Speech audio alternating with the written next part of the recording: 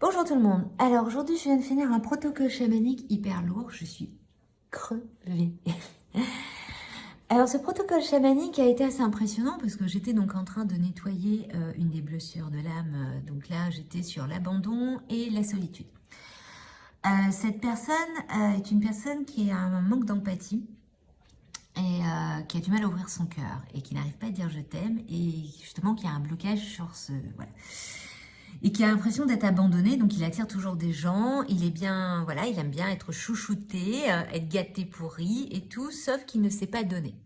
Et donc, on a fait les protocoles chamaniques en se disant, bah, il a peur d'être abandonné, il a peur de la solitude, mais il ne sait pas donner. Donc, en faisant ces protocoles, aujourd'hui, la grosse surprise qu'on a eue, c'est que un des défunts, une personne qui était très chère dans cette vie-là, pour lui, s'est accroché à lui.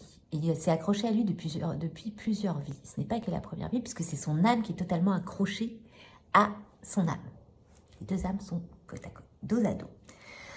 Alors, il faut savoir que c'est perché, je préviens, pour ceux qui ne croient pas à ces choses-là, donc ne regardez pas. C'est une elfe, donc il est une âme de la terre, et l'autre personne est une autre âme. Je ne sais pas encore quelle catégorie, mais ça ressemblait plus à un zombie plutôt dégueulasse. Très accroché, vous voyez, un peu comme une sangsue, et qui fait que ça lui pompait, ils avaient le même cœur, et le cœur était totalement sec.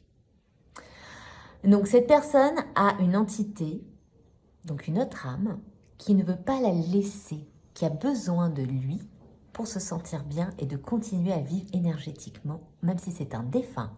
Il faut savoir que même si vous mourrez, vous avez besoin d'énergie. Donc c'est-à-dire que son âme continue à se nourrir de cette personne, même si elle n'est plus là, même si elle n'est plus concrètement là.